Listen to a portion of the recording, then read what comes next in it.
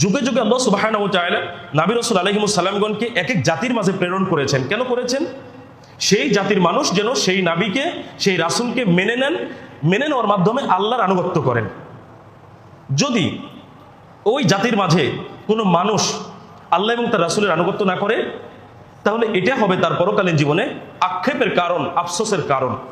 সূরা আল আহজাব ৬৬ নম্বর আয়াতে আল্লাহ সুবহানাহু ওয়া তাআলা বলেছেন, ইয়াউমা তুকাল্লাবু উজুহুহুম ফিন্নার, যেদিন তাদের মুখমণ্ডল আগুনে উলটপালট করা হবে।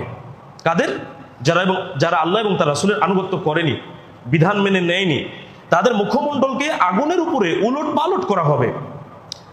ইয়াকুলুনা, তারা বলবে, ইয়া লাইতানা আতা'না আল্লাহ ওয়া আতা'না রাসূলা, হায় আমরা যদি আল্লাহকে মানতাম এবং রাসূলকে মানতাম।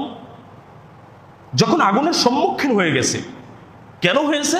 আল্লাহ এবং তার রাসূলের আনুগত্য না করার কারণে। তখন আফসোস করছে যে হায় যদি আমরা আল্লাহকে মানতাম, রাসূলকে মানতাম, অর্থাৎ এই আজকের যে আগুনের সম্মুখীন হওয়া, যে শাস্তি ভোগ করা, এটার সম্মুখীন হতাম না। এখন কি আর সুযোগ আছে যে সে আল্লাহর আনুগত্য করবে, রাসূলের আনুগত্য করে জাহান্নাম থেকে বাঁচবে? চূড়ান্ত ফলাফলের সম্মুখীন সে হয়ে গেছে। আফসোস করে, আক্ষেপ করে আর কোনো লাভ নেই।